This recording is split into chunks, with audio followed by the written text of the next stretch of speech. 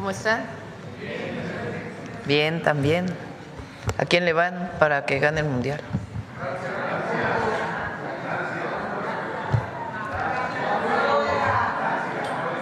A ver, vamos a poner a votación. ¿Quién gritó eso?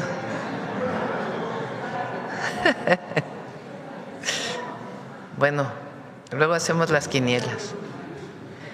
Bueno, el día de hoy vamos a hablar del buen desempeño de la economía mexicana y para ello están con nosotros el secretario de Hacienda, Edgar Amador, y el director general del IMSS, Zoe Robledo. Ellos nos van a hablar de indicadores que muestran el buen desempeño de la economía mexicana.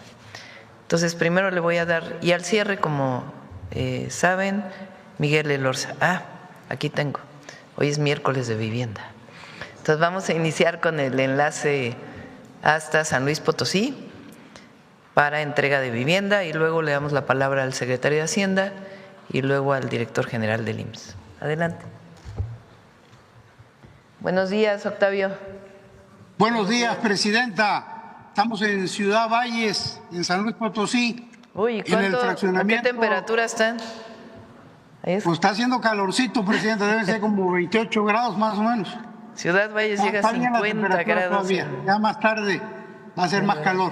Pero estamos muy bien. Estamos en el fraccionamiento Infonavit Villas de San Pedro y nos acompañan la secretaria de Desarrollo Social y Regional, María del Rosario Martínez Galarza, del Gobierno del Estado, el subsecretario de Ordenamiento Territorial, José Iracheta Carol, y desde luego nuestra beneficiaria que hoy va a recibir, junto con 48 familias más, su vivienda. Está con sus hijos. Presidenta, este es el evento número 31 de entrega de vivienda y informarle, presidenta, que en 101 desarrollos ya estamos entregando vivienda. De esos 101, en 35 fraccionamientos ya están colocadas el 100% de las viviendas. Nos quedan el día de hoy 66 fraccionamientos donde estamos todavía entregando vivienda y en este mismo mes vamos a abrir 14 desarrollos más en todo el país. Hemos colocado al día de hoy 27.200 viviendas. Esto es a razón, presidenta, de 165 viviendas diarias. Son las que se están colocando hoy en el país. Así es de que aquí en San Pedro, Infonavit Villas de San Pedro, son 584 viviendas y decíamos vamos a entregarle a 48 familias. La meta aquí en San Luis Potosí, presidenta, son 38,000 viviendas. Ya llevamos contratadas más de 10,000 viviendas. Este mes, en estas próximas semanas, vamos a agregar 4,000 más y vamos a alcanzar el 35% de la meta del sexenio este mismo año y quizá un poquito más. La relevancia de este programa que usted diseñó, presidenta, es muy importante para todos los estados, porque nada más aquí en el estado de San Luis va a significar más de 24,000 millones de pesos que equivalen a 2 años del presupuesto de obra pública de San Luis Potosí. Así es de que le agradecemos al alcalde de aquí de Ciudad Valles, a David Armando Medina Salazar, porque nos ha ayudado mucho, nos ha dado facilidades y también reconocerle a la empresa constructora Parangón, porque la verdad, presidenta, están muy bonitos y muy bien hechos los departamentos estos, que ya sabe usted, 60 metros, sala, comedor, cocina, baño completo, cuarto de servicio, su pequeño patio, están muy bonitas, ahorita las vamos a conocer. Y ahora sí, presidenta, lo mero principal, que es la beneficiaria Adelaida Rivera Martínez, a quien le vamos a entregar simbólicamente, no simbólicamente, ya en la realidad, su vivienda. Adelaida es un caso especial porque ella es madre soltera, tiene 37 años, tiene 3 hijos. La mayorcita no pudo estar porque trabaja, tiene 23 años, tiene ahorita les digo cómo se llama, tiene otros dos. Este muchachote tiene 21 años, este joven tiene 15, pero Adelaida se quedó sola desde hace 7, 8 años porque falleció su marido. Y ella, con su trabajo, con su esfuerzo, ha levantado esta familia. Y yo ya hasta ahí le voy a parar porque el testimonio es importante que lo dé ella. Si usted nos permite, Presidenta, le entregaríamos la vivienda y que ella nos cuente su experiencia y cómo se siente. ¿Dónde está la llave? ¿Dónde la escondiste? Aquí está, Adelaida. Buenos días, Adelaida. Hola, buenos días. Adelante, vamos a... ¿Sí? Vamos a ver.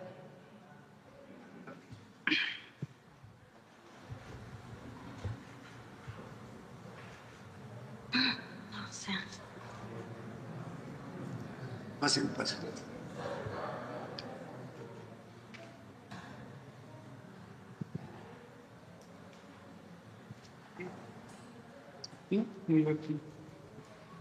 Adelaida, adelante. bueno, pues estoy muy contenta, muy agradecida por esta gran oportunidad de ahora sí que ser parte de las primeras beneficiarias de este programa de Infonavit de bienestar. Muchísimas gracias con usted, Presidenta Claudia Sheinbaum, por la oportunidad de brindarnos a nosotras las familias que pues ahora sí no teníamos un hogar, ¿verdad? Y que ahora gracias a estos nuevos programas vamos a tener una vivienda digna. Para mí, para mis hijos, muchísimas gracias. Estoy muy contenta, muy emocionada. Ahora sí que mi casa ahorita, hijo, cuenta con una sala, un comedor, unas 2 recámaras, una cocina, un patio, ahora sí que un patio, tengo área de lavado y la verdad estoy encantada, fascinada con todo ello. En verdad es un sueño hecho realidad, que ahora tengo un patrimonio para ofrecerles a mis hijos, ya que es a base de mucho sacrificio, mucho esfuerzo, pero ha valido la pena. Estoy muy agradecida con usted, con los jóvenes de Infonavit, con todos. La verdad, han sido muy atentos hacia mí. En verdad, les agradezco demasiado. Muchas gracias, Adelaida. ¿Cuánto tiempo te tardaste en que te entregaran la vivienda desde que llegaste? No, pues fue muy rápido, la verdad, fue muy rápido en el sentido de que yo vi la información por redes sociales, acudí ahora sí que Infonavit, fui a ver qué requisitos pedían y la verdad muy accesible, solamente bastaba con que tuviera 6 meses de antigüedad, que no tuviera ahora sí que ninguna otra vivienda o algo así y pues, ¿qué le digo? Muy fácil, muy rápido, no tardamos casi nada. Muchas gracias y muchas felicidades, Sí. Adelaida. Gracias. A tus gracias, hijos también, gracias. muchas gracias, felicidades. Sí, Gracias, aquí estamos. Octavio. Sí. Gracias. Muchas gracias, Presidenta. Muy buenos días. Buenos días.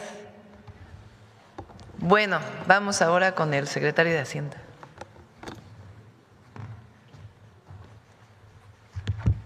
Buenos días a todas, a todos, con su permiso, Presidenta. Vamos a repasar algunos de los indicadores más importantes que muestran la fortaleza de la economía mexicana, indicadores recientes. Vamos a empezar con esta publicación de la Organización de las Naciones Unidas para el Comercio y el Desarrollo, la UNCTAD, que salió esta semana, el cual volvió a ubicar a México dentro de los 10 países más importantes en términos de recepción de inversión extranjera directa. México captamos 41,000 millones de dólares en inversión extranjera directa, ubicándonos dentro de los países líderes en este rubro, en la economía global. Es una muestra de la confianza en las políticas de la administración de la presidenta Sheinbaum, en el marco macroeconómico, en la estabilidad de las variables macrofinancieras del país. Este dato fue publicado esta semana y creemos que es muy importante que se conozca para mostrar, digamos, la confianza que tienen los inversionistas en el país. La siguiente, por favor.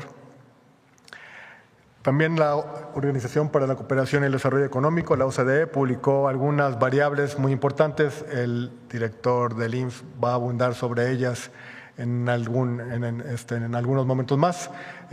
Quisimos traerles en esta parte el aumento en el salario mínimo, que ha tenido una recuperación histórica, pero México encabeza la lista frente a estos otros países. Si tomamos los datos del 2018 a la fecha, México se encuentra en primer lugar en materia de recuperación del salario mínimo, en materia de crecimiento del salario mínimo, lo cual muestra el incremento en la capacidad adquisitiva de las familias mexicanas. El reporte mostró el corte del 21 a la fecha, pero de 2018 hasta la fecha, con la misma base de datos, México está en primer lugar dentro de los países que han tenido la mejor dinámica en materia del salario mínimo. La siguiente, por favor. Tenemos la segunda tasa de desempleo más baja entre los países de la OCDE. Solamente Japón tiene un mercado laboral en mejores condiciones que la economía mexicana. Son cifras ajustadas por estacionalidad y coincide además con el promedio móvil de los últimos 3 meses por parte del INEGI, lo cual muestra un mercado laboral dinámico, un mercado laboral sólido que ha podido convivir, digamos, con estas dos variables que nos solían decir que no eran compatibles. Por un lado, un crecimiento del salario y por otro lado, un crecimiento de los empleos, una baja en el desempleo, ¿no? Esta falsa dicotomía que se había instalado en la narrativa se muestra aquí, que podemos tener un mercado en donde los salarios crecen y la tasa de desempleo se encuentra en niveles mínimos del registro de la serie. La que sigue, por favor. Vayamos ahora a la parte de comercio exterior. México y Estados Unidos comercian más que nunca. Si sumamos las exportaciones y las importaciones entre ambas economías, el intercambio bilateral alcanzó 839,000 millones de dólares, una cifra histórica. El dato que tienen ahí es el dato más reciente y son los últimos 12 meses acumulados. Las dos economías de Norteamérica se encuentran en un nivel histórico de intercambio comercial. La siguiente, por favor. No nada más hacia Estados Unidos, las exportaciones mexicanas en general, Estados Unidos y el resto del mundo, se encuentran igual en un récord histórico de 723,000 millones de dólares en los 12 meses acumulados hasta el mes de mayo de 2026, con una tasa de crecimiento anualizada de 15.6%. El sector externo mexicano muestra un dinamismo histórico, un dinamismo inusitado. Como pueden ver aquí, la tasa de progresión de nuestras exportaciones en los últimos 12 meses ha sido verdaderamente notable. La siguiente, por favor. La inversión, vamos a pasar a los rubros de inversión. La inversión creció 5.9% a tasa anual, iniciando un periodo de recuperación que la presidenta había aquí anticipado, digamos, en muy buena parte por programas como el programa de vivienda que lleva a cabo el Infonavit. La inversión en construcción creció a una tasa de 18.5%, la inversión residencial, en maquinaria y equipo 1.3%, y sectores, por ejemplo, como construcción ferroviaria, están creciendo a una tasa superior al 100%. Tenemos un buen inicio de este ciclo nuevo de inversión, impulsada en buena parte por los programas de inversión pública. La siguiente, por favor. ¿Cuál es la otra gran variable de la economía, además de la inversión? El consumo. El consumo representa casi las 2/3 partes de la demanda de la economía. El consumo privado creció 2.1%, una de las tasas más fuertes de los últimos meses, mostrando la solidez del mercado laboral, la buena progresión de los ingresos, de las remuneraciones, de los salarios y la estabilidad del tipo de cambio, la estabilidad de las tasas de interés, la estabilidad de la inflación.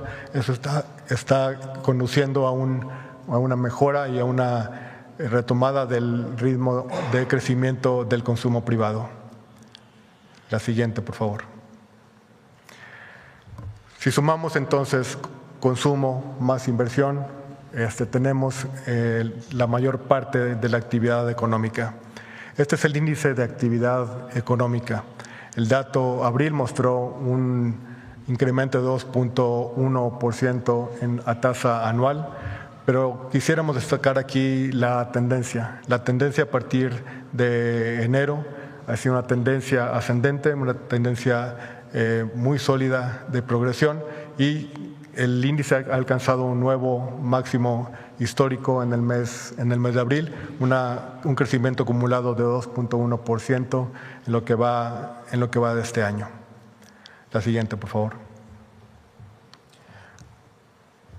De los sectores que más destacan dentro del incremento de la actividad económica está la actividad industrial, que incluye la construcción. La actividad industrial tuvo un crecimiento mensual de 2.1% en el mes de abril a tasa mensual, de nuevo impulsado por el sector de construcción, en particular el crecimiento en la actividad residencial, pero también en la inversión en el sector de energía eléctrica, en el sector de actividad ferroviaria. Es el nivel más alto desde octubre de 2024.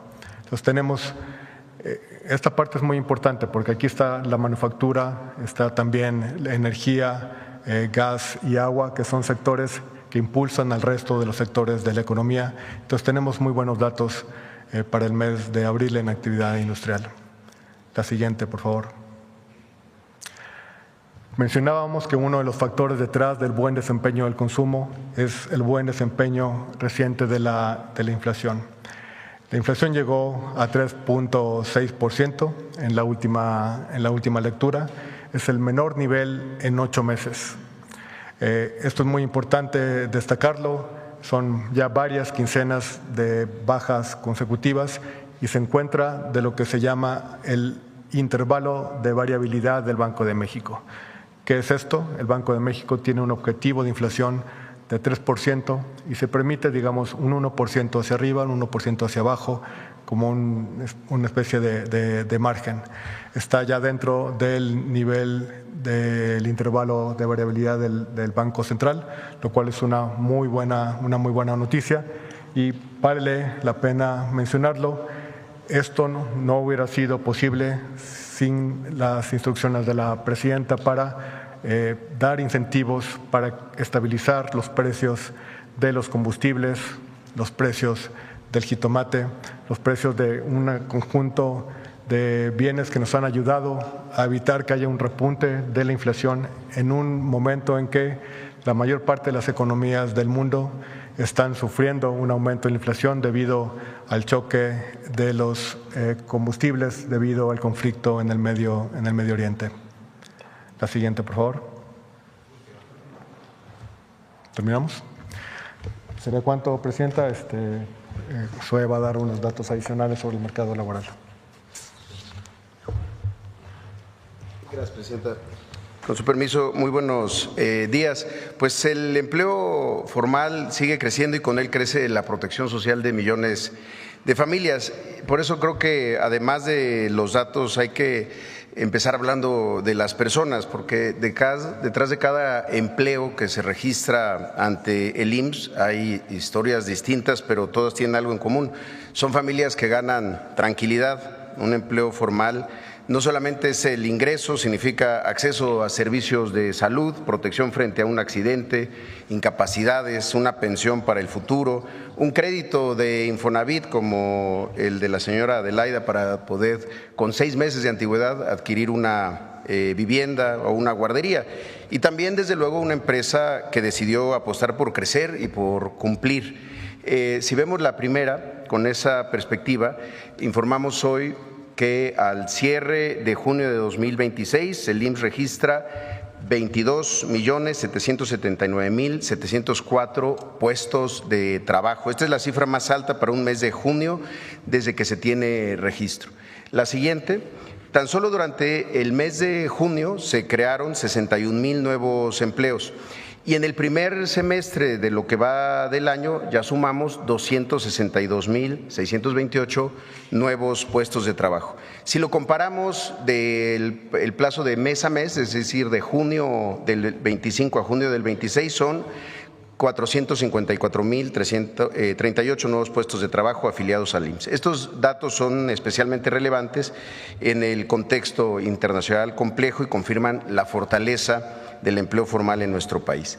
La que sigue, por favor. Y también el crecimiento continúa siendo impulsado por sectores que son estratégicos, como podemos ver ahí, transporte y comunicaciones, comercio, servicios financieros, tecnológicos y también el tema del turismo, así como el tema del sector de la construcción y los servicios públicos de salud y educación.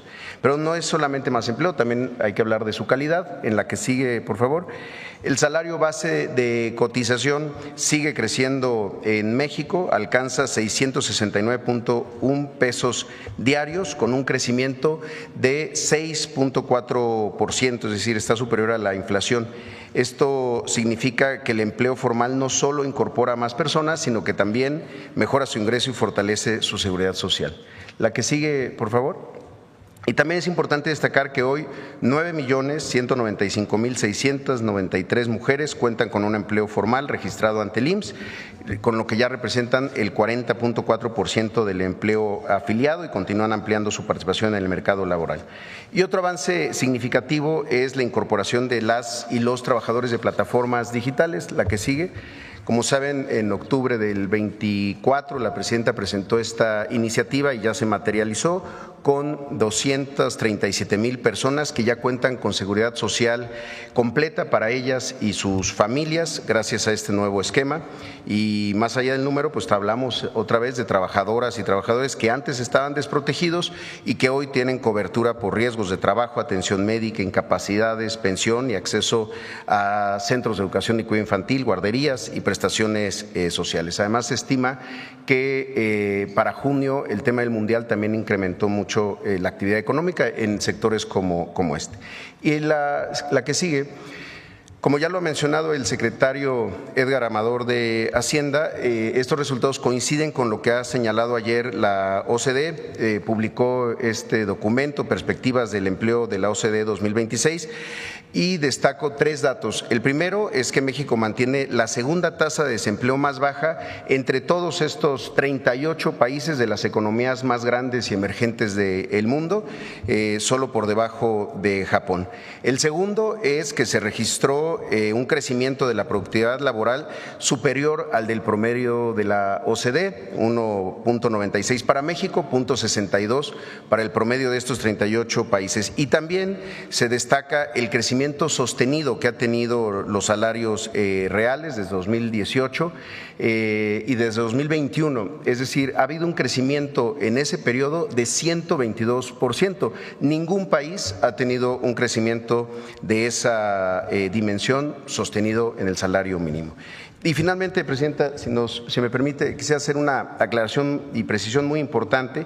La que sigue, han circulado anuncios falsos como estos en las redes sociales y hemos solicitado a diferentes redes sociales que los bajen porque son información falsa y que además promueven fraudes. ¿De qué se trata? Son estas inscripciones al IMSS con un pago a un tercero por precios increíblemente bajos, 200 pesos, 650 pesos, incluso modelos piramidales que dicen si tú consigues a 10 amigos que se inscriban, baja el precio. Aquí lo que queremos decirle a la gente es que esto es un fraude, las empresas no existen, se está simulando una relación laboral y quien acepta ese trato puede cometer cometer un delito sin darse cuenta y perder su dinero, porque cuando se detectan se dan de baja y no van a recibir la atención. Entonces es importante que lo digamos, cuando detectamos estos registros se cancelan y no desaparecen empleos, desaparecen fraudes. Nuestro deber es proteger en ese sentido los derechos de los trabajadores, porque quien no tenga un patrón, en la que sigue, por favor, la que sigue, puede hacerlo de manera directa en el modelo nuevo de persona trabajadora independiente. No necesita intermediarios ni gestores, ni mucho menos poner en riesgo su dinero ni poner en riesgo su seguridad. Los datos creo que son muy claros. Este modelo ha crecido, son casi 500,000 de trabajadores por su cuenta que deciden incorporarse al IMSS. Entonces, sí queremos advertir y vamos a empezar una campaña para advertir sobre estos fraudes, porque además no integran las cuotas, no le pagan al IMSS y generan un fraude muy importante. Entonces, en resumen, los datos de junio muestran que el empleo formal en México sigue creciendo y mejorando su calidad, y desde luego el compromiso el IMSS es que este crecimiento vaya acompañado siempre de mejores servicios de salud, más especialistas, más infraestructura, más equipo y un trato digno para quienes depositan su confianza en la institución. Muchas gracias, presidenta. Es cuanto.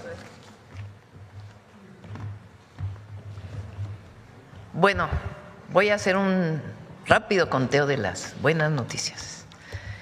México se coloca sobre los 10 países con mayor inversión extranjera directa. Estamos entre los 10 países con mayor inversión extranjera directa. 2, México, primer lugar entre los países de la Organización para la Cooperación y el Desarrollo Económico, con mayores incrementos a los salarios desde 2018.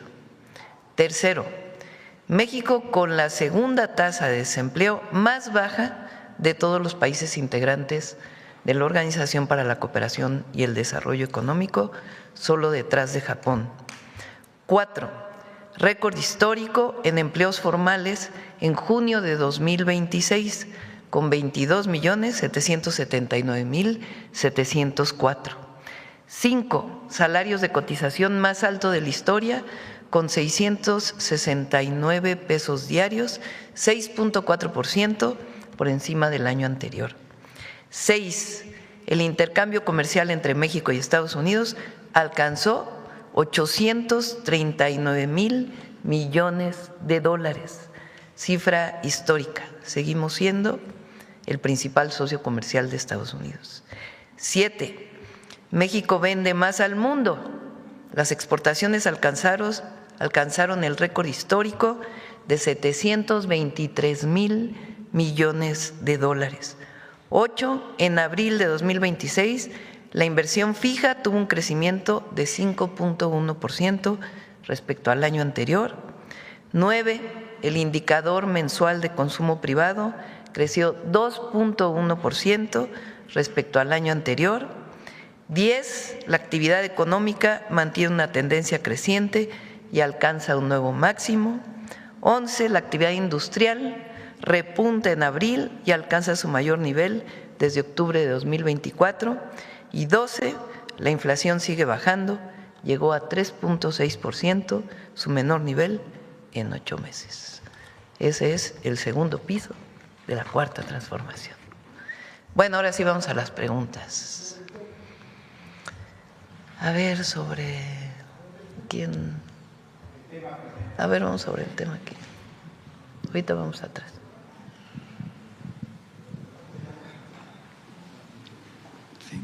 Buenos días, presidenta. Eduardo Esquivel Ancona, Domo de Cristal. Algo que me sorprendió mucho y pues no se vio en este momento de las buenas noticias de la economía mexicana es la venta de automóviles nuevos. También. En el primer semestre aumentó 5.1%. Mi pregunta sería aquí, la política económica de su administración le está apostando más al mercado interno o seguimos con esto de pues exportar y un crecimiento? Son las dos. El Plan México lo que busca es producir más en México. Ese es el objetivo y el bienestar de las y los mexicanos. Y estos indicadores muestran que estamos produciendo más, tanto para el mercado interno como para las exportaciones. En automóviles, aún con el arancel que puso Estados Unidos a los vehículos, pues están exportando cerca de 4 millones de vehículos al año. Para el mercado interno es alrededor de 1.5 millones de vehículos.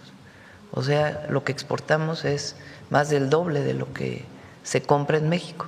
Pero es importante porque en los últimos años había crecido mucho la importación de vehículos.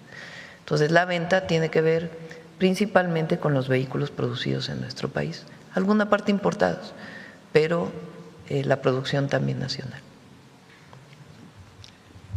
En una siguiente pregunta, muchas están en las redes sociales y analistas que esto del TEMEC, que se revise anualmente, va a influir en las inversiones porque no se puede planear.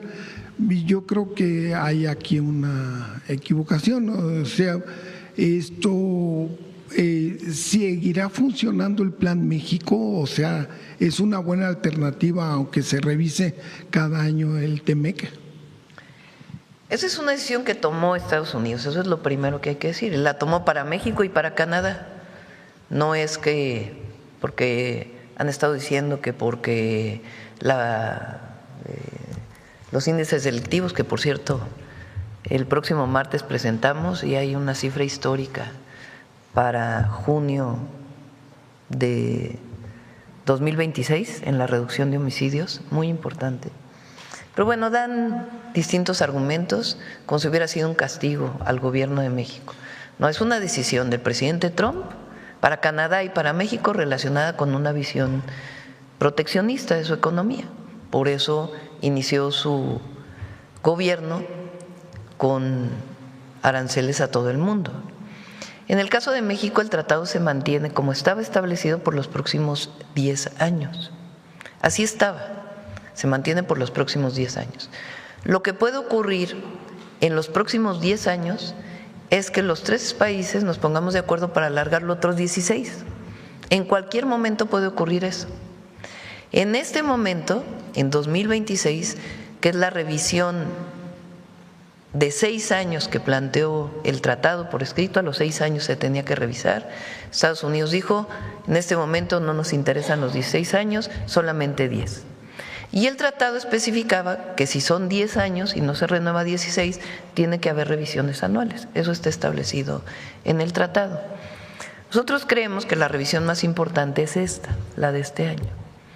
Porque una vez que lleguemos a un acuerdo con Estados Unidos, pues más bien el objetivo, si se mantiene lo de un año, porque también puede cambiarse a los próximos 6 años, no necesariamente es algo definido fijo. En todo caso sería la revisión del cumplimiento de lo que acordamos este año. Entonces no hay incertidumbre. Por supuesto que nosotros lo que queríamos era 16 años. Dado que el gobierno de Estados Unidos decide solamente los 10 años, pues hay que ponernos de acuerdo en estos 10 años cómo va a continuar el tratado. Y pienso, la verdad, que se va a renovar por otros 16, aunque sea dentro de 4 o 5 años, porque la integración económica es enorme. Nada más las empresas IMEX, que son aquellas empresas que importan y exportan, lo que llamábamos la maquila, que ya no es esta maquila de exceso de mano de obra para ciertos sectores, sino que ya a través de este esquema IMEX se fabrican partes de robots, se fabrican turbinas de avión, es decir, es una ingeniería mucho más especializada. Son alrededor de 3 millones de empleos, nada más vinculados con la industria IMEX, directos, sin considerar los empleos indirectos. Está tan integrada en nuestra economía que aún con las tarifas, con los aranceles, seguimos exportando más a Estados Unidos y estamos comprando más también de Estados Unidos. Somos el primer país comprador de productos de Estados Unidos. Esto se lo he dicho al presidente Trump en las llamadas que hemos tenido. Es decir, hemos dejado de comprar de Asia, sobre todo con los países con los que no tenemos acuerdo comercial, y estamos comprando más de Estados Unidos. Y también estamos vendiendo más a Estados Unidos. Esta integración económica que se ha dado por los últimos 30 años, pues es muy difícil romperla. Eso no quiere decir que nosotros no miremos también a otras regiones del mundo. Entonces también estamos en eso. Ayer se aprobó la actualización del tratado con Europa, en el Parlamento Europeo. Entonces ya se aprobó y seguimos avanzando con la relación con otros países. Pero esta visión pesimista que se quiere dar, pues no es tal, porque miren nada más los resultados. Y tenemos que competir como región con China, ¿no? Sí, pero somos el principal socio comercial. Durante un tiempo muy importante, el principal socio comercial de Estados Unidos fue China. Ahora, con todo y el arancel a vehículos, acero y aluminio, seguimos siendo el primer socio comercial de los Estados Unidos. En una última pregunta, ¿cómo va la captación fiscal en este año? ¿Tenemos buenas noticias? Va bien, va similar a la recaudación del año pasado, que fue muy buena. El año pasado fue excesivamente buena. Y este año pues vamos en un ritmo más o menos similar al del año pasado. Muchas gracias. Gracias. Hubo, hay que decir que aduanas, por ejemplo, se está recuperando ahora porque hubo mucha importación en diciembre por aranceles que nosotros pusimos a países con los que no somos socios. Entonces aprovecharon para importar mucho en diciembre. Y ahora ya en mayo, junio, se está repuntando la importación de muchos artículos. Bueno, vamos de este lado, a ver. Buen día, Presidenta Sheinbaum. Manuel Pedrero, de los Reporteros MX. No me pongo de pie para no obstruir el tiro de las cámaras. El día de ayer se revelaron declaraciones del ex embajador Ken Salazar en una entrevista donde declaró, y cito textual, que él no tenía ningún conocimiento ni información que apuntara a que el licenciado, el presidente Andrés Manuel López Obrador, tuviera pactos con los narcos, y de eso continúa asegurando que lo respetaba. Esto en una entrevista que le cedió a Jorge Ramos el día de ayer. No hay forma cierta de saber si ocurre el mismo día o es pregrabada, pero en la coyuntura de las declaraciones e información que suelta el gobierno federal el día de ayer, justamente en este mismo espacio, su opinión sobre las declaraciones del embajador, pues que contradice, de hecho, lo que escribe en su propio libro con la fuente del presunto susurrador, que por cierto, sin mencionar el nombre, tiene un perfil muy interesante este presunto susurrador, como él lo llama. Lo caracteriza como un empresario que antes apoyaba a López Obrador y ahora ya no. A esa parte no me la… Viene en el libro. No la capté. Sí, sí. En efecto, tienes razón. Hace unos días salió en el periódico Reforma un resumen, según esto, del libro de Ken Salazar, que todavía no está publicado, hasta donde entiendo, ¿no? Todavía no se puede adquirir. Hasta finales de julio. Pero según esto viene un adelanto donde, a ver, no sé si tienes ahí lo que salió en Reforma, que dice el libro de Ken Salazar. Teme AMLO que hable el Mayo. Eso lo dice Ken Salazar en su libro. Sin embargo, ¿cuál es su fuente? La que tú dices, un empresario del que no quiere decir su nombre. Y ayer sale publicada una entrevista que en efecto no sabemos si fue hace unos días, creo que el 3 de julio creo que fue cuando salió la entrevista, y ayer se movió mucho en las redes sociales, en donde le dice, no sé si la tienes ahí.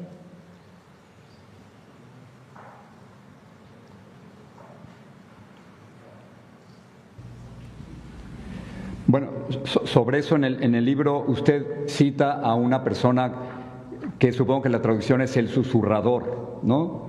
Quien le dice que el presidente López Obrador, y cito, está muy preocupado por la información de que Estados Unidos puede obtener del Mayo, y sigue como si el Mayo Zambada pudiera soltar la sopa. ¿Quién es esa cita? ¿Es alguien que nos puede decir quién es? ¿Y por qué el presidente entonces López Obrador estaba tan preocupado? Mira, Jorge, primero, yo nunca tuve evidencia que López Obrador, Andrés Manuel López Obrador, licenciado, estuviera haciendo cosas de ese tipo. Esa evidencia nunca se me presentó. Y eso lo digo, y sí le tengo respeto yo al presidente López Obrador. O sea, que no hubo acuerdos con narcos, no había acuerdos de López Obrador con narcos. Yo no tengo a conocer que eso ocurría, ¿no? Y lo preguntaba y eso no lo tenía. Lo que pasaba en esos tiempos es que se hablaba mucho de estas preocupaciones. Todos lo estaban hablando. Estaba en la prensa, estaba en la mañanera, estaba donde quiera, ¿no? Entonces, sí, me hablaban muchas personas de eso, de esa preocupación. Pero ahí es donde se para ese capítulo. La entrevista se publica hace 18 horas a partir del día de ayer. Nueva manera de contexto. Qué bueno que lo aclaras. Permítame insistir sobre este perfil, diría el clásico, suponiendo sin conceder que fuese cierto lo que menciona relacionado a la fuente del señor Ken Salazar, un empresario que antes apoyaba al presidente López Obrador y ahora no, y que particularmente esta fuente se encarga de proseguir con la narrativa de narcopresidente al embajador de los Estados Unidos, pues está para asumir de quién se trata, presidenta, ¿no? Bueno, que cada quien saque sus conclusiones de quién se trata, es como… las probabilidades son muy pocas de que sea muchas personas, todos estamos pensando en una. Lo que es importante aquí, porque nosotros ayer dijimos, aunque el ex embajador plantea otra cosa, que se le mintió al gobierno de México en su momento. Y la prueba es la exposición del avión donde el FBI lo pone como si hubiera sido resultado de una operación del FBI, de la llegada de dos miembros del cártel organizado, de la delincuencia organizada, del cártel de Sinaloa a Estados Unidos. Y ayer Rosa Isela presentó claramente cómo fue este proceso. ¿Qué argumentos adicionales podemos dar aparte de la declaración de Ken Salazar hoy, relacionado con que no había ningún vínculo del gobierno del presidente López Obrador, en particular con este grupo delictivo? Pues la detención de Ovidio Guzmán, la detención de muchos otros que estaban vinculados con este cártel. ¿Qué diferencia tiene con los gobiernos anteriores? Pues que durante el gobierno de Fox se fuga de la cárcel el Chapo Guzmán en el 2001 y no es detenido hasta el 2014, que por cierto se vuelve a fugar y lo vuelven a detener. Pero del 2001 que se fuga de la cárcel al 2014 no hay detención de él.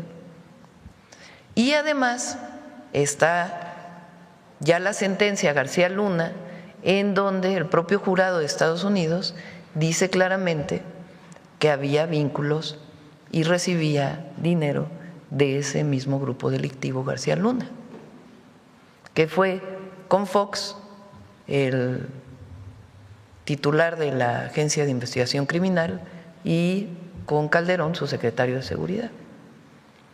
Entonces es la declaración de Ken Salazar relacionado con esto del ex embajador y al mismo tiempo pues todas las detenciones que hubo en el periodo del presidente López Obrador de personajes de este grupo delictivo. Notorio, público. Correcto. Presidenta, moviendo de tema. Pero eso sí, el narcogobierno, narcocandidata en su momento, todavía ahora está todos los días en esta campaña sucia. Campaña negra, campaña pagada, con mucho dinero para desacreditar a nuestro gobierno y al gobierno del presidente López Obrador. Pero no tiene absolutamente ninguna base, al contrario, los resultados que tenemos en seguridad pues son enormes. Presidenta, en un segundo tema, hay agravios que uno deja pasar como nación, como pueblo, pero hay otros que honestamente merecen respuesta. Y en el caso de este personaje que profiere el agravio, pues aparte tiene toda una red bastante interesante de desenmarañar. Me refiero a Eduardo Feynman, periodista argentino, que el día de ayer, bueno, fui muy generoso con lo de periodista, la verdad. Este argentino, Eduardo Feynman, por cierto, filopartidista de Javier Milei, y respaldado por la agencia Atlas Network, que es justamente la que genera la guerra digital de narcopresidente, narcopresidenta, narcoestado y demás, revela y dice en un programa de radio que los mexicanos somos detestables como pueblo, como nación. Ese mismo periodista fue el que dijo. Correcto. Bueno, no sé. Adelante. Que justamente, de hecho, el primero que lo dice, no lo había quedado como un trascendido de redes sociales, pero el primero que lo oficializa en un medio de comunicación, asegurando que él había hablado con elementos del equipo ecuatoriano de fútbol, habían sido amenazados por cárteles mexicanos para que así se diera la derrota de Ecuador en el Estadio Azteca. No menciona que pues le llevamos ganando a Ecuador los últimos 40 años, no sé si desde esos entonces el supuesto cártel los había amenazado, ¿verdad? Bueno, Eduardo Feynman, adicionalmente, como si fuese poco, además de pertenecer a Atlas Network, de ser un engranaje dentro del gatillerismo mediático de Argentina, pues también es uno de los aliados de Ricardo Salinas Pliego y promotores también de la agencia de La Derecha Diario. Y concluye esta cita de verborrea de odio a la altura de su papel nefastérrimo, asegurando que los mexicanos le tenemos envidia a argentinos como él, presidenta. A ver, ¿cómo se llama otra vez? Eduardo Feynman. Eduardo Feynman. Una persona, porque no sé si podemos catalogarlo como periodista, que inventa, porque así tal cual inventa, que el equipo ecuatoriano había recibido amenazas de algún grupo del crimen organizado para que no ganara el partido con México. Primer problema, bueno, y aparte eso que pone en un mensaje lo comparte Salinas Pliego en su cuenta. Pues eso es importante, porque no es que lo haya dicho esta persona, sino que además se comparte en la cuenta de Salinas Pliego, como diciendo esto es verdad. Bueno, el propio equipo ecuatoriano dijo que era absolutamente falso. Pero el asunto es minimizar a la selección nacional y su gran triunfo frente a Ecuador y hablar mal de los mexicanos. Ahora, esa es la derecha mexicana y la derecha extranjera o de otros países. Y lo voy a poner, no sé si lo tienes, Ben, lo que dijo, porque es indignante. Pero nada más para que vean, un presunto periodista, vamos a llamarle así, un pseudo periodista, lo que dice de las y los mexicanos. Y este es el aliado de la derecha mexicana. O sea, la derecha mexicana no quiere a las mexicanas y a los mexicanos, no quiere al pueblo de México. Cuando hay una, ¿cómo? A ver si ustedes se acuerdan, un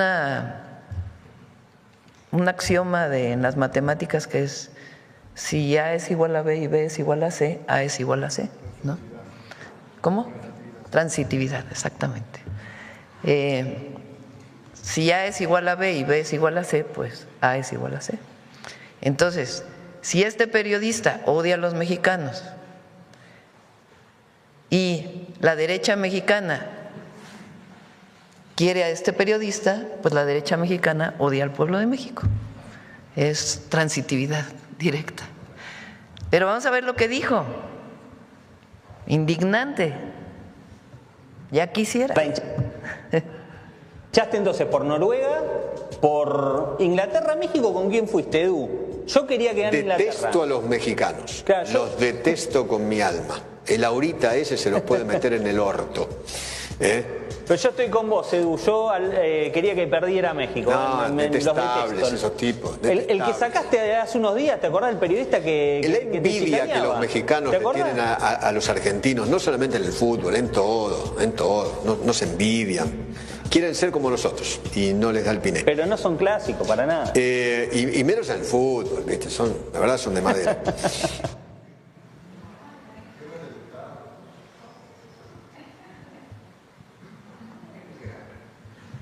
Bueno, ahí está para todas y todos, pero, repito, lo interesante de esto no solamente es la indignante declaración de este personaje ante el pueblo de México, lo que piensa de lo que somos las y los mexicanos, sino sus amistades, los que lo levantan, los que se toman foto con él, los que lo retuitean, bueno, ya no se dice retuitear, ya no sé cómo se dice, los que comparten en X sus dichos, pues es la derecha mexicana y particularmente un personaje de la derecha mexicana, que por cierto está en concurso mercantil su televisora. Nada más lo digo como nota. Ayer salió en los periódicos. Bueno. Todavía tengo una pregunta más. Rápida, breve, de hecho. Sobre el indignante. Pero habla de quién es. Y como lo digo, el que no quiera al pueblo de México, el que no quiera a México, nunca le va a ir bien. Nunca. Porque el pueblo de México es digno. Y miren que tenemos historia de dignidad. Gracias, presidenta. Breve, aprovechando la presencia del secretario de Hacienda sobre el precio de los combustibles, justamente si hay una ruta o una estrategia para alivianar justamente el precio de los costos y, de hecho, también con una connotación política. El presidente del PRI propuso eliminar el IEPS. El mismo IEPS que ellos crearon en 1980 con José López Portillo y que recrudecieron en 2017 con los gasolinazos, ¿no? Ese impuesto que ellos crearon ahora lo quieren eliminar, que tiene esencialmente una carga importante en tema de combustibles antienergéticos. Entonces, preguntar si hay una estrategia justa a priori o a mediano o largo plazo para eliminar el precio de los combustibles, de las gasolinas. Bueno, en este momento la gasolina magna está en 24 pesos. Es el mismo precio que el año pasado. Cuando nosotros llegamos en el 24, llegó a estar hasta 26 pesos. Ahí fue donde juntamos a todos los gasolineros y dijimos, no, hay que ponernos de acuerdo para que no suba por encima de los 24 pesos. Y está en 23.99, poco menos, pero no pasa de los 24, salvo en algunos lugares en particular, en donde se revisa de manera permanente. Este fue un acuerdo voluntario. El año pasado fue 24 pesos y este año se mantuvo en 24 pesos, aún y cuando el precio del petróleo aumentó. ¿Qué significa? Que considerando la inflación del 24 al 25, pues en realidad el precio de la gasolina está un poco más abajo. Si algo se mantiene en el mismo precio, pero aumenta la inflación, pues quiere decir que en términos reales disminuyó un poco el precio de la gasolina. Y nuestro objetivo es que siga manteniéndose por lo menos en ese rango. En el caso del diésel subió como 50 centavos por la situación en Irán y el objetivo es poderlo bajar más. Entonces estamos trabajando para poder bajar el precio del diésel. Ahora que se suspendió el alto al fuego en Medio Oriente, ¿no ocupa ese tema? Bueno, ayer reactivaron. Sí, reactivaron. Ayer hubo una reactivación. De hecho, hoy en la madrugada el presidente Trump mencionó que pues ya no se iban a volver a sentar con ellos, que no tenía sentido negociar. Sí, una pena.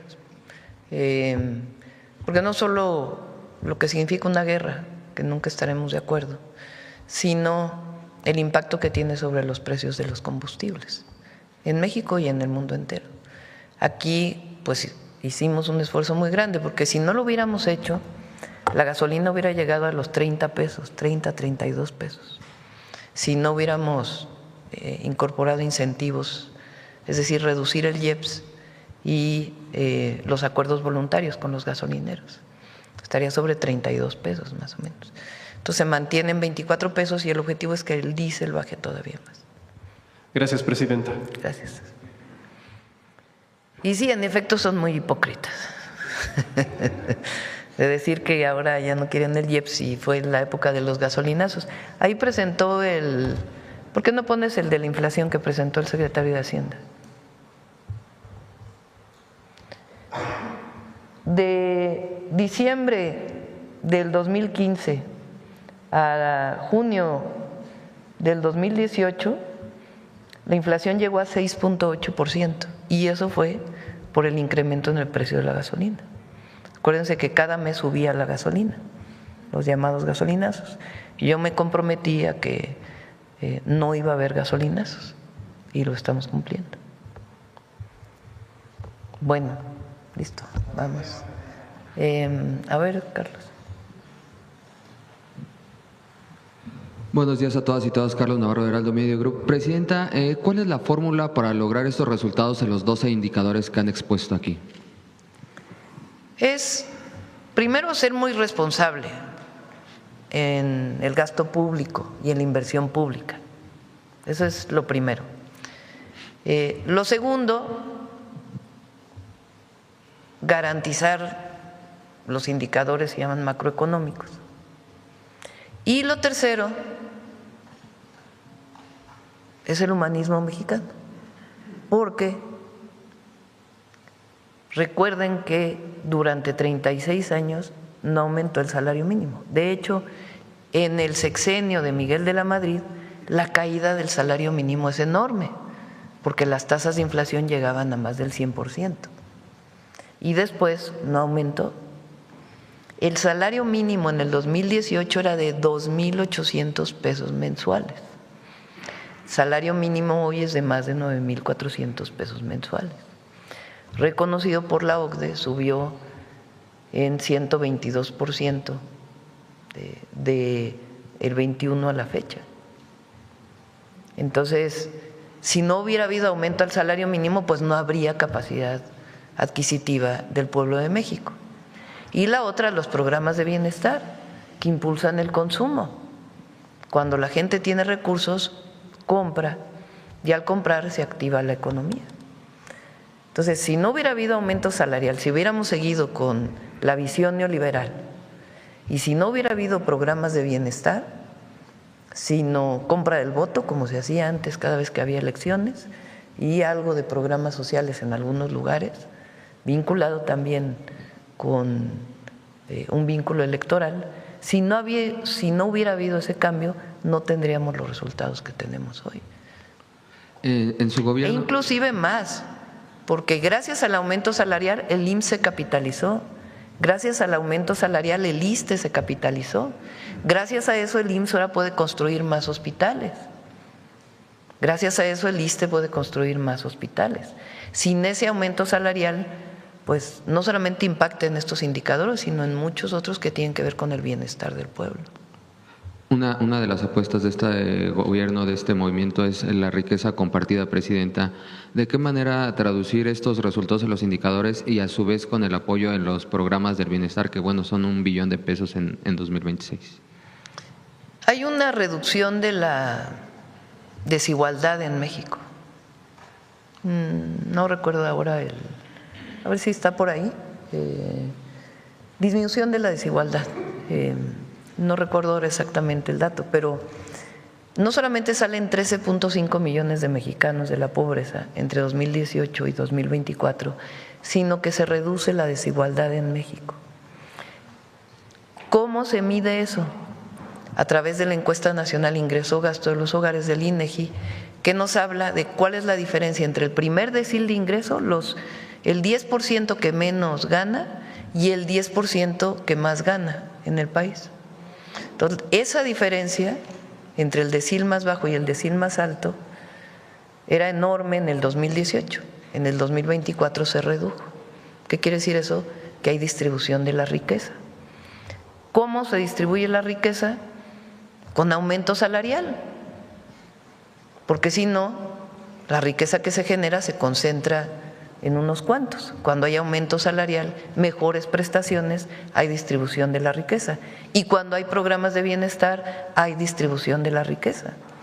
Porque antes solamente se veía el crecimiento del PIB. ¿Cuánto crecía el PIB? Que es importante, pero no lo es todo. Incluso en el sexenio de López Obrador, el crecimiento del PIB, por la caída de la pandemia, que fue como del 8% del PIB en el 2020, pues fue de 1,5%, un poquito más, por ciento. Y sin embargo, 13.5 millones de mexicanos salieron de la pobreza. ¿Cómo explicas eso? Distribución de la riqueza. No se concentra la riqueza en unas cuantas manos. Entonces, cuando hablamos de prosperidad compartida es eso. Cuando hablamos de por el bien de todos, primero los pobres, es eso. Es distribuir y que no se concentre en unos cuantos. Porque a lo mejor tienes crecimientos del 4% anual, pero los pobres siguen siendo pobres o más pobres, porque esa riqueza generada se concentra en unos cuantos. Esa es la gran diferencia del modelo y la visión del desarrollo. Gracias. En otro tema, Presidenta, después de lo expuesto ayer, si ya se envió alguna nota diplomática a Estados Unidos por esta situación o si hay un instrumento jurídico. Hoy la Fiscalía entiendo que va a dar una conferencia de prensa. Entonces hay que esperar a la conferencia de prensa de la Fiscalía o un comunicado, no sé si es conferencia de prensa, comunicado, pero nos informaron que el día de hoy, con relación a lo que presentamos ayer, va a ser un comunicado. ¿Y la nota diplomática no se tiene contemplada por ahora? Es una consulta más que una nota diplomática a través del embajador de Estados Unidos y ya estamos esperando la respuesta. Presidenta, hoy en el Heraldo de México se publica una encuesta que le da el 69% de aval de la población, es decir, casi 7, 10 de cada 10 personas. ¿Qué responder a esto y en qué contexto se da, Presidenta, después de momentos complejos y ahora con estos resultados? Tampoco la vi, a ver si la pone, a ver si la tienes. Ha estado dura la campaña en contra nuestra. Bueno, no dura, porque no es el calificativo. Ha arreciado la campaña en contra nuestra. Y es muy fácil detectarlo porque son muchas cuentas que tienen muy pocos seguidores y que ahí te das cuenta que son los llamados bots. Y entonces cada vez hay más. Ahí es donde sabes si le están metiendo dinero o no a una campaña. Y también algunos influenciadores, influencers o ciertas cuentas que sale una nota en un periódico que tiene contenido falso, pero la replican y luego pagan para que se replique más. Y eso, el objetivo de ellos es generar opinión en contra del gobierno. Ese es su objetivo. Entonces, el que nos mantengamos con una aprobación mayor al 60%, vamos a decirlo así, cerca del 70%, que más o menos es lo que sacan todos los encuestadores, pues tiene que ver con una conciencia de la gente, que no se dejan llevar por noticias falsas. Y sobre todo para mí lo más importante es que la gente sepa que estamos haciendo nuestro trabajo, que damos resultados y que hay honestidad. Si no hubiera eso, no tendríamos el apoyo de la gente. Gracias. Y también preguntarle, ya mencionaba en las participaciones anteriores la aprobación del Parlamento Europeo al Acuerdo Global Modernizado y al Acuerdo Comercial Interior. ¿Qué significa para México que ya se haya aprobado este acuerdo con la Unión Europea, Presidenta? Bueno, facilita inversiones, facilita exportación de productos mexicanos a Europa y garantiza nuevos mercados, además del mercado de América del Norte. Entonces es algo importante para México. Hoy viene el presidente de la Comunidad Suiza. Presidente de Suiza. Lo vamos a recibir a las 10 de la mañana. Vamos a acabar un poco más temprano. Vamos a tener una reunión de como de 2 horas, en donde primero me reúno con él, luego con su comitiva y luego con algunos empresarios suizos que tienen interés en invertir en México. Y después vamos a dar un mensaje conjunto. Bueno, él por su parte y por mi parte a medios.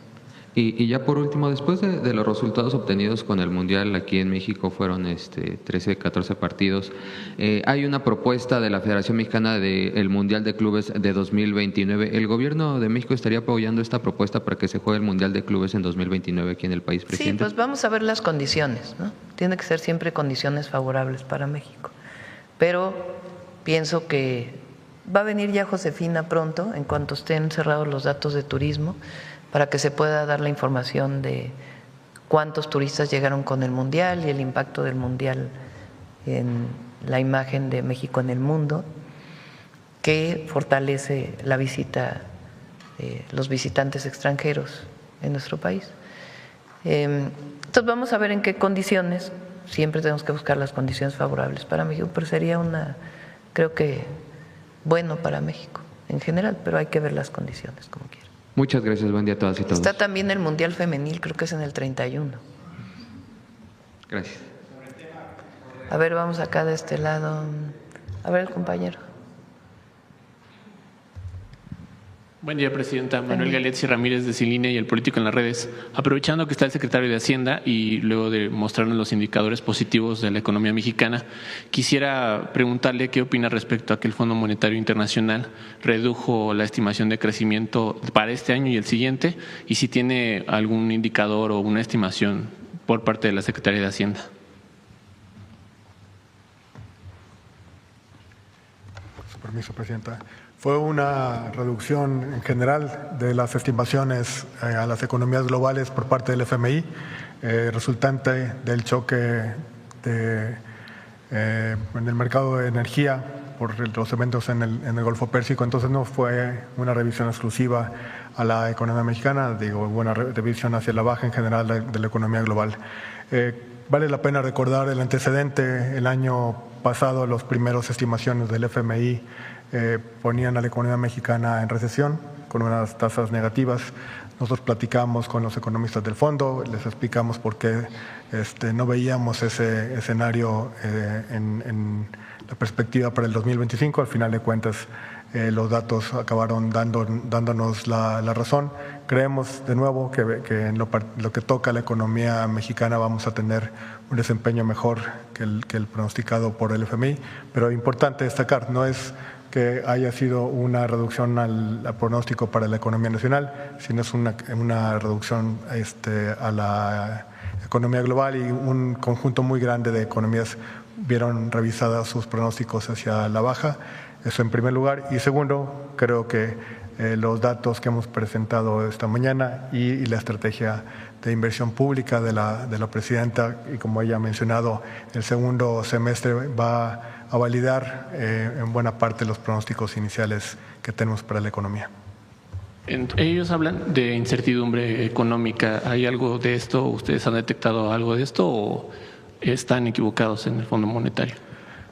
Creo que los datos que mostramos hoy, esta mañana, en materia de inversión extranjera, en materia de la recuperación y el dinamismo de la inversión y del consumo, muestran que, a pesar, digamos, de la posible incertidumbre proveniente del entorno comercial, la economía está sólida, el consumo está bien, las remuneraciones y el mercado laboral siguen desempeñándose de manera muy sólida.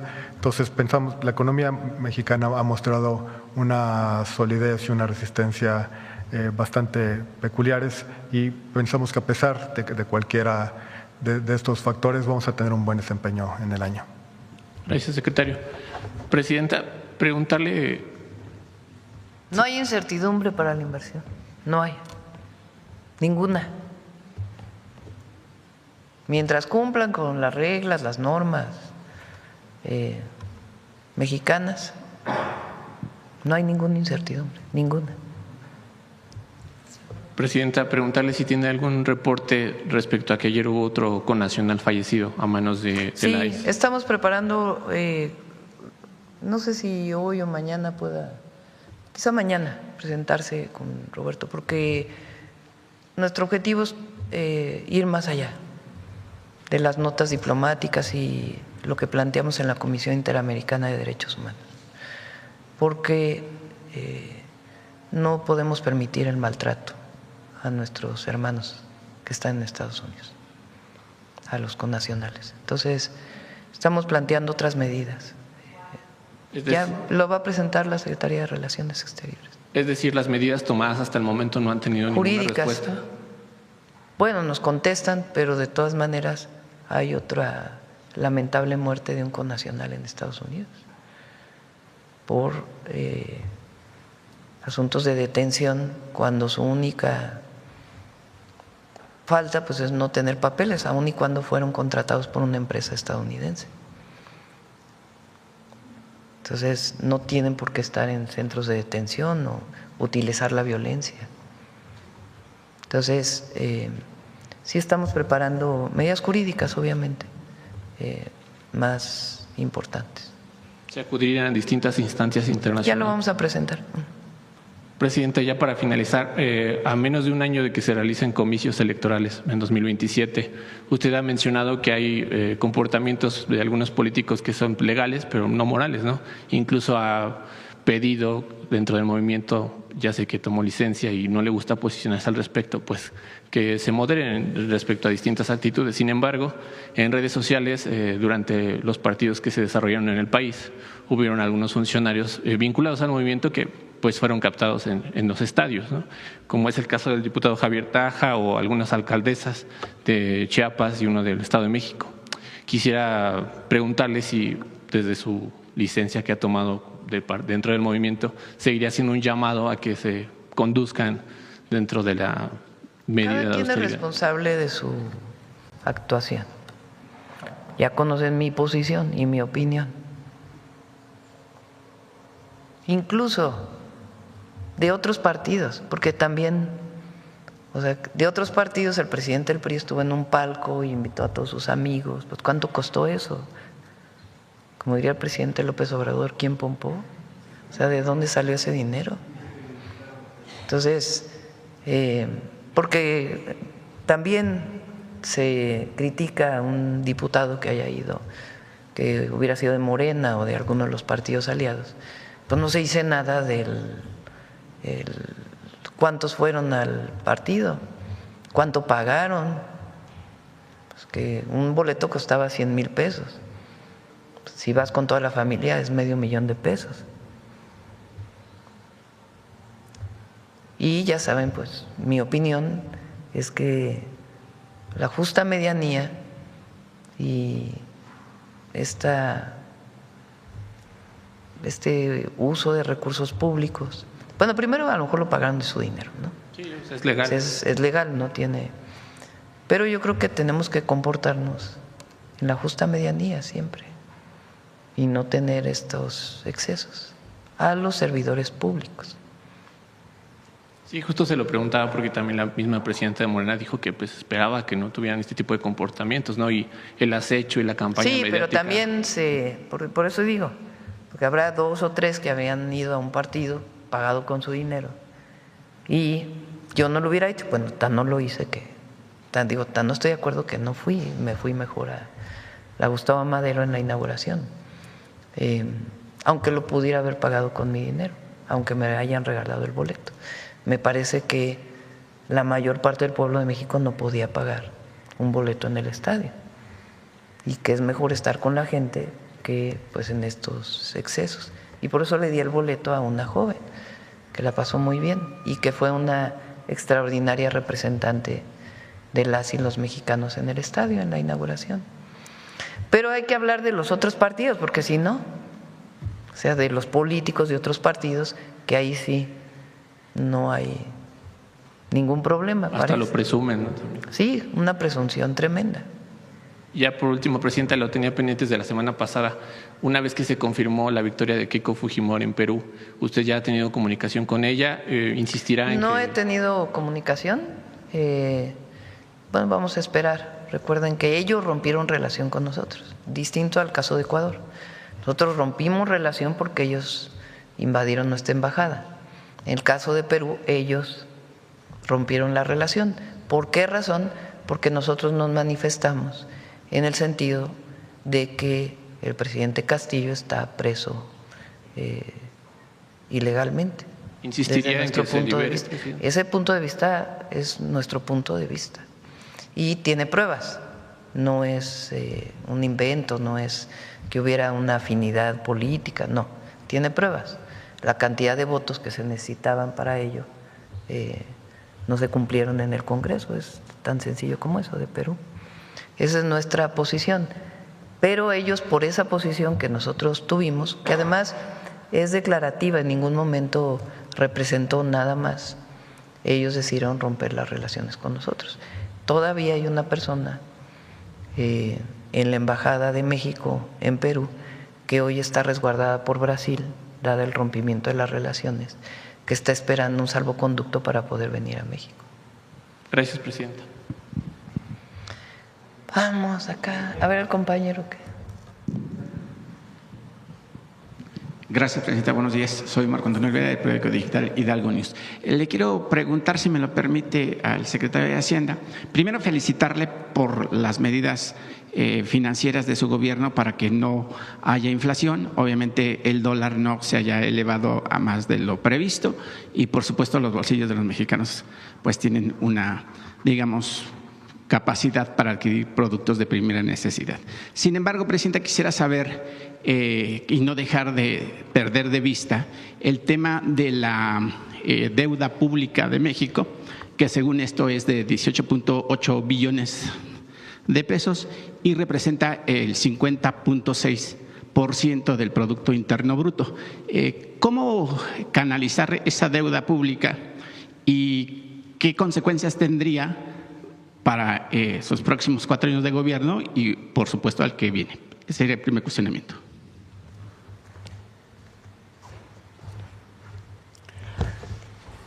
Creo que es muy importante contextualizar.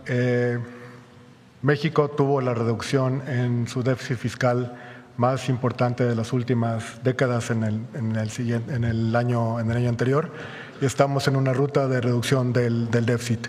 ¿Qué significa esta tendencia, esta política? Una política de estabilización de las métricas de la deuda pública. La deuda pública en 50%, que es el último dato que tenemos, que es mejor que el 54% con el que cerramos el ejercicio anterior, es una métrica absolutamente sostenible, absolutamente financiable, muy por debajo de los promedios incluso de los países de la OCDE, de los países de América Latina. No hay absolutamente ningún problema con su financiamiento y es muy importante mencionarlo. Los recursos que vienen de financiamiento se dedican a inversión pública, al fortalecimiento del stock de capital del país. No tenemos absolutamente ningún problema con el financiamiento ni con las métricas de deuda pública del país. Es una deuda completamente sostenible y estamos en la trayectoria para que se estabilice e incluso baje en los próximos años. Ok, gracias, secretario. Una siguiente pregunta, presidenta, si me lo permite. Acaba de mencionar ahí lo de Televisión Azteca, que entró en un concurso mercantil, obviamente para ver sus deudas que tiene con el gobierno de México. Sin embargo, en los supers, porque estamos monitoreando obviamente programas de tele y de radio y demás, en los supers, cuando terminan los programas de Televisión Azteca y de ADN, aparecen ahí, ya no aparece como producción de TV Azteca, sino con otras empresas, o sea, diferentes. Yo no sé si el secretario de Hacienda o usted pudiera explicar a la gente que nos está viendo o escuchando en qué consiste ese concurso financiero. Digo, a lo mejor los que leemos y demás especialistas, pero la gente común y corriente, que el pueblo, los que viajan en el metro, en la pecera y demás del campo, pudiera dar una explicación sobre ese tema y cuál será obviamente esta acción que tendría con el gobierno, con esa televisora que al final del día pues es una concesión del gobierno mexicano. No debemos nosotros decir más allá del caso, porque finalmente está en un proceso jurídico. Lo que se puede decir es que cuando cualquier empresa se declara en concurso mercantil es porque no tiene capacidad para pagar a sus acreedores. Entonces entra un juez y empieza un proceso, digamos, de negociación con sus acreedores, más o menos, para decirlo muy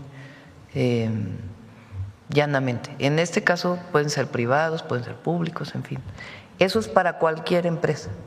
Pero ya particularmente el caso de TV Azteca, como está en juicio, nosotros no podríamos ir mucho más allá, solamente lo que salió publicado. Sí, y una última pregunta, presidente, si me lo permite, con el tema de la salud. Porque así debe ser, jurídicamente, no por otra cosa, sino porque sí, jurídicamente. Respetar los temas jurídicos. La parte jurídica. Un último tema, presidenta. La Universidad de Campeche difundió un estudio sobre el tema de la obesidad en México. Dice que los estudiantes universitarios de todo el país consumen alrededor de 600 calorías con productos ultraprocesados y por supuesto gaseosos y demás. Yo quisiera preguntarle en ese sentido cómo va esa campaña para el tema de reducir el consumo de alimentos chatarra en los niños y ahora en los universitarios, porque al final del día, pues quien termina pagando los platos rotos por todo lo que consumimos, pues es el Estado cuando llegan los pacientes con diversas enfermedades, consecuencia de la obesidad y otras consecuencias de salud pública que se tiene que absorber porque se tiene que atender a la ciudadanía por obligación del Estado. ¿Cómo revertir esa tendencia de bajar ese consumo de productos chatarra, presidenta? Porque, por ejemplo, a Philip Morris se le cobra un tanto por ciento por la gente que consume o fuma el cigarro y obviamente va destinado para atender a las personas que tienen cáncer. No sé si sería el caso en ese sentido de los productores que están generando toda esta obesidad, porque esos son los principales responsables, aunque el principal responsable es quien los consume, presidente. Se tomaron 3 medidas para disminuir el consumo de azúcares excesivas y de productos chatarra para las niñas y los niños. La primera fue el que no se pudieran consumir en las escuelas, que las mamás y los papás lo tomaron muy bien, las niñas y los niños no tanto, pero ha habido un proceso para explicarle a las niñas y los niños de por qué cambió la dieta que se puede consumir en las escuelas y tiene que ver justamente con esto. La obesidad puede llevar a diabetes, hipertensión, y si no la paramos a tiempo, puede llevar incluso a daños renales, ya a mayor edad, o algunas otras enfermedades crónicas que te pueden llevar incluso a la muerte. Entonces, es muy importante para todas y todos los mexicanos que tengamos una vida no sedentaria, que hagamos actividad física y que no exageremos en el consumo de azúcares y productos chatarra. En el sexenio pasado se tomó ¿cómo se llama? El sello, el etiquetado, para informar de si era excesivo en azúcares o en cuánto había exceso en cada producto. Eso existe. Nosotros, o al final del sexenio pasado y al principio del nuestro, tomamos el que no se pudieran consumir en las escuelas. El tercero, que le voy a explicar ahora a Zoe, que le voy a pedir ahora a Zoe que lo explique, es el programa de Vive Saludable, Vive Feliz, que médicas, enfermeros, trabajadores de la salud del IMSS han ido prácticamente a todas las primarias públicas en México para poder medir la talla y tomar algunos signos importantes para conocer la salud de las niñas y los niños. No sé si quieres platicar, Zoe. Sí, muchas gracias, presidenta. Y efectivamente este programa de Vive Saludable, Vive Feliz, que empezó el año pasado en abril, en el ciclo escolar del año pasado, continuamos todo este ciclo escolar que ya está prácticamente concluyendo para escuelas primarias públicas de todo el país. Se visitaron cerca de 85,000 escuelas primarias públicas, como lo ha dicho la presidenta, midiendo tres aspectos de la salud de las niñas y los niños. El primero es su peso y su talla, también un examen de agudeza visual de la vista, que también empieza a ser preocupante ver temas de incremento, de disminución de agudeza visual por uso de pantallas, televisiones y demás, y también el tema de la salud bucal para la identificación sobre todo de caries. En ese sentido, justo nos acabamos de reunir con el doctor Kersenovich y Mario Delgado para preparar dos cosas. Primero, que ya tenemos un expediente de 10 3.8 millones de niñas y niños de escuelas primarias públicas de todo el país.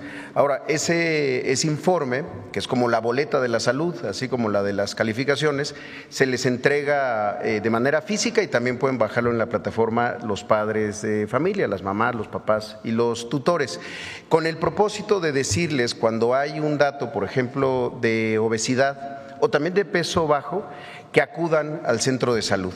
Identificar el centro de salud o la unidad de medicina familiar como un espacio de la salud, no solamente de la enfermedad, que ahí se pueden prevenir enfermedades y también recibir más recomendaciones y el seguimiento de las niñas y niños sanos para que se mantengan justamente sanos.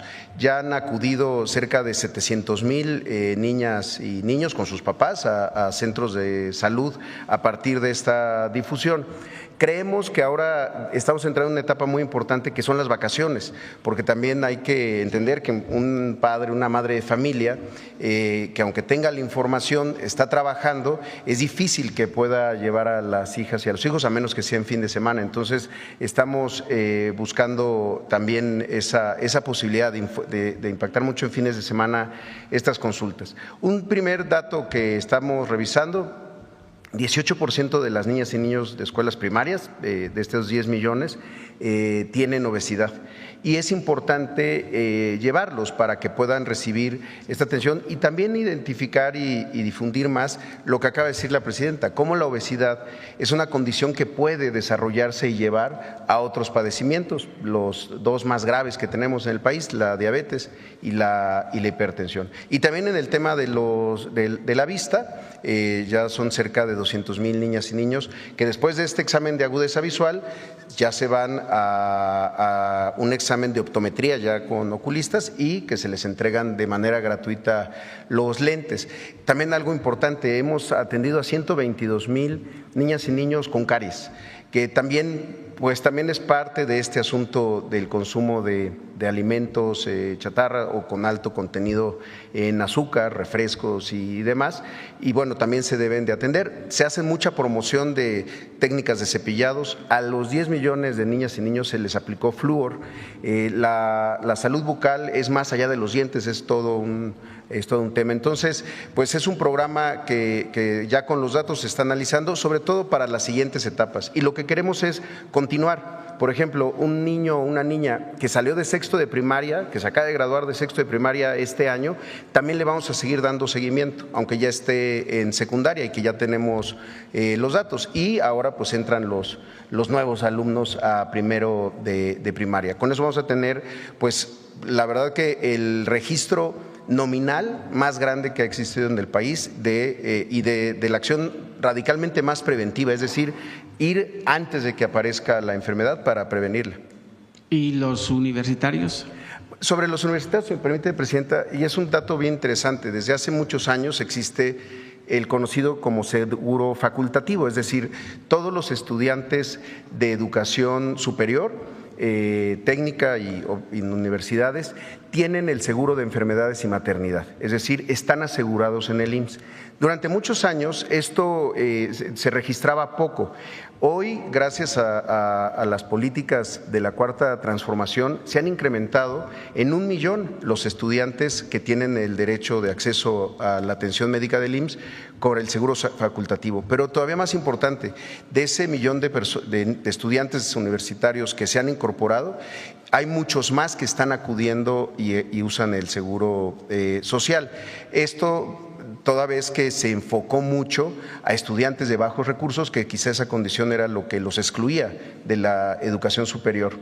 En ese sentido, algo que hemos estado trabajando mucho con la presidenta, con el doctor Krsenovich, son estos nuevos consultorios de atención primaria a la salud y sobre todo los que ya tenemos de enfermería, para que el primer paso sea registrarse en el Seguro Social ahí. y ahí se pueda iniciar todo el expediente y podamos identificar con tiempo a un estudiante joven, sano, o incluso que presente algunos indicios de alguna enfermedad, pero desde la edad sana. No hay nada mejor que iniciar un tratamiento que no necesariamente siempre es farmacológico, a veces son de recomendaciones de conducta, de actividad física y demás, en el momento en el que la enfermedad aún no aparece. Recordemos que las enfermedades crónicas no transmisibles, básicamente la diabetes, la hipertensión, que luego llevan a la insuficiencia renal, muchas veces son asintomáticas, no lo sabemos, pero cuando llegan no se pueden curar, solo se pueden controlar. Por eso la lógica preventiva, y más entre estudiantes, nos parece clave. Y con un elemento adicional que estamos impulsando mucho en universidades, que es la salud mental. También empezar a identificar temas de ansiedad, depresión, malestar psicológico desde el primer nivel de atención. Correcto, muchas gracias. Gracias, presidenta. Ya nos vamos. Detector de mentiras. Con su permiso, presidenta, buenos días a todas y todos. Quienes constantemente difunden falsedades provenientes del extranjero evidenciaron que aunque son mexicanos no están con la nación, pues promovieron la mentira de que jugadores de la selección de fútbol de Ecuador habían sido amenazados, con el objetivo de dañar la imagen de México como sede mundialista y demeritar el esfuerzo de los jugadores mexicanos. De nueva cuenta, la derecha mostró su hipocresía. Veamos el video del detector de mentiras de esta semana.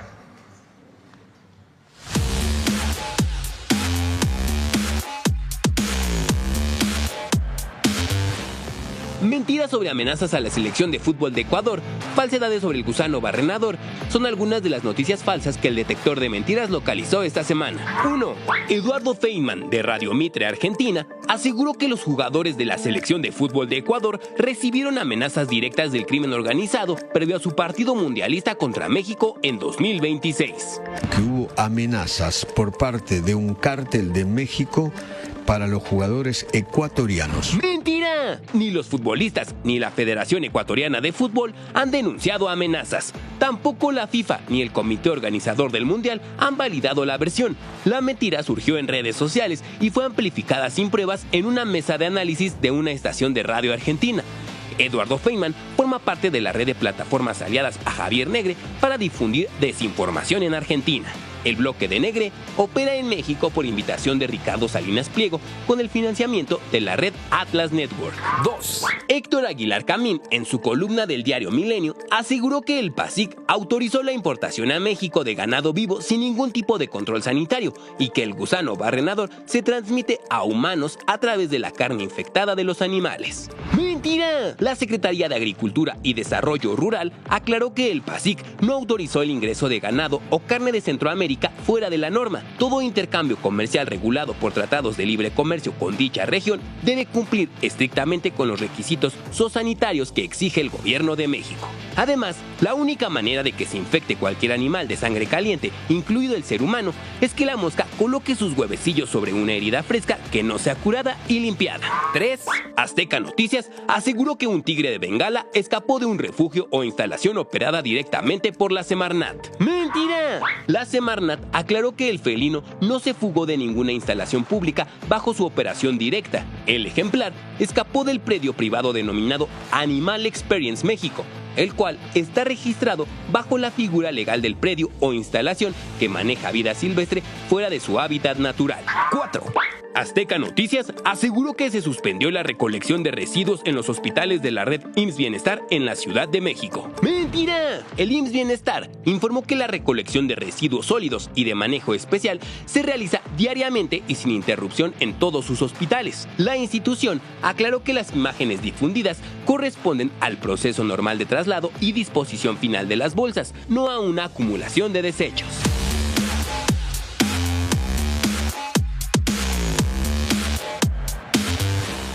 Muchas gracias, presidenta. Recuerden, hoy a las 5, derecho de réplica. Gracias.